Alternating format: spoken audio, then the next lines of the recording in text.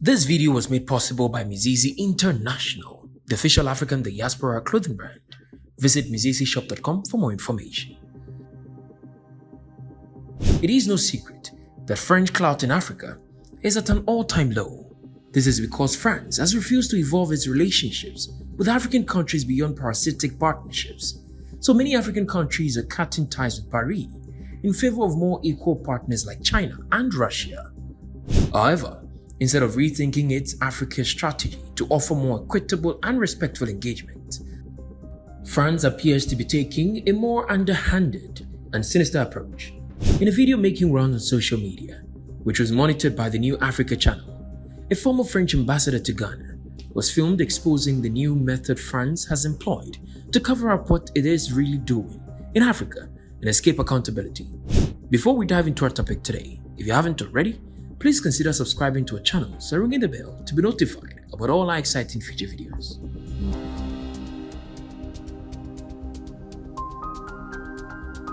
The former French ambassador to Ghana, Madame Anne-Sophie, has come out to reveal shocking details of the new strategy France is employing across the continent to change the people's perception of France and further divide the continent. The French diplomat revealed that during her time in Ghana, her strategy was to build both an online and offline community of trust around her to ingratiate herself with the Ghanaian people. This was achieved through engaging with popular Ghanaian influencers, actors, and bloggers frequently through social media and events she organized herself. She was also a regular at many local music shows, parties, food bazaars, festivals, and basically any event that included merrymaking. According to the ambassador, this strategy helped get her and France into the good books of Ghanaians, many of whom followed her on social media because they became admirers.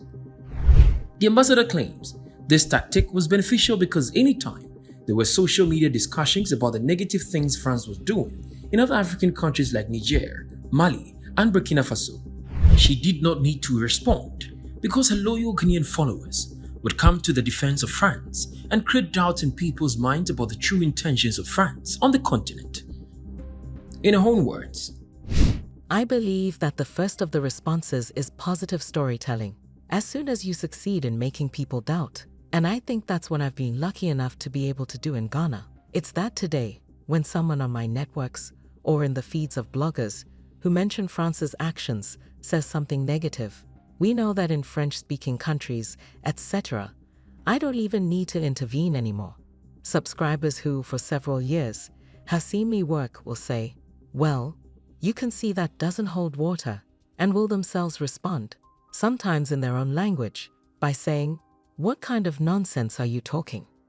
You're letting yourself be manipulated, etc., and I don't even have to answer anymore.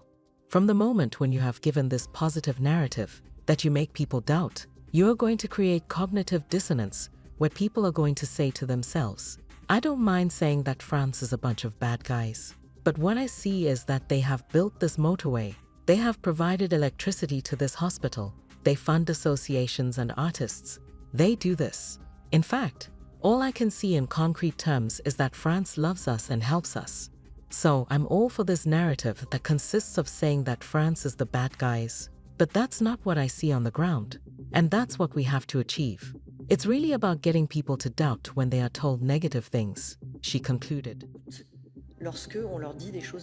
Madame Anne-Sophie's approach during her stint as French ambassador to Ghana from September 2018 to August 2022 lends a lot of credence to her shocking revelation. This is because the French diplomat went to unbelievable lengths to endear herself to locals and appear as Ghanaian as humanly as possible.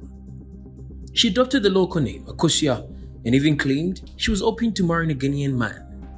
Additionally, from 2019 to 2021, she hosted a TV talk show in the country called The Touch of France and became heavily involved in the music industry, linking French artiste Passy and Alti to popular Ghanaian musicians like Sarkodie and Stonebwoy. She also went on to organize the Paris in Accra performance in November 2021, followed by the return leg, Accra in Paris, on April 23, 2022. Her influence on the Ghanaian music industry was well acknowledged, and she was even lauded by the local press and on social media for her closeness to Ghanaians and positive impact on the youth. She was almost the most followed ambassador to Ghana on Instagram during her time in the country. Even more worrying is the fact that Anne-Sophie was installed as a development queen in Osu in the Greater Accra region, as well as in Tayin in the Bono region under her stool name, Nana Bene III. It appears that this is the new strategy France is adopting in Africa, exploiting the warmth of the people by using excessive diplomatic posturing to win over locals who are so blinded by the admiration of France that they do its dirty PR work on social media, even if it means fighting their own African brothers and sisters. This revelation is sordid proof that France would rather come up with elaborate sinister schemes to divide and exploit Africa than simply offer the continent the equal partnership it seeks.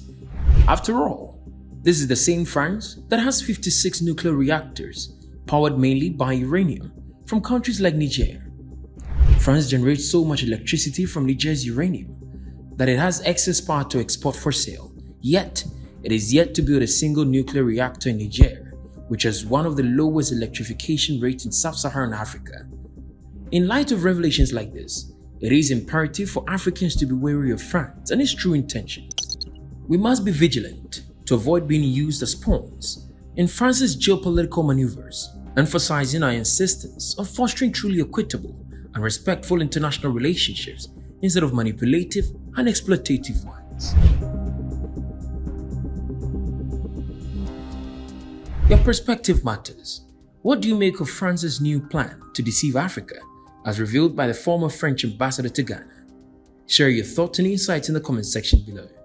For continued updates on global affairs and diplomatic developments, be sure to subscribe to the New Africa channel. Stay informed, stay engaged. Thank you for watching, and we look forward to bringing you more insightful content in the future.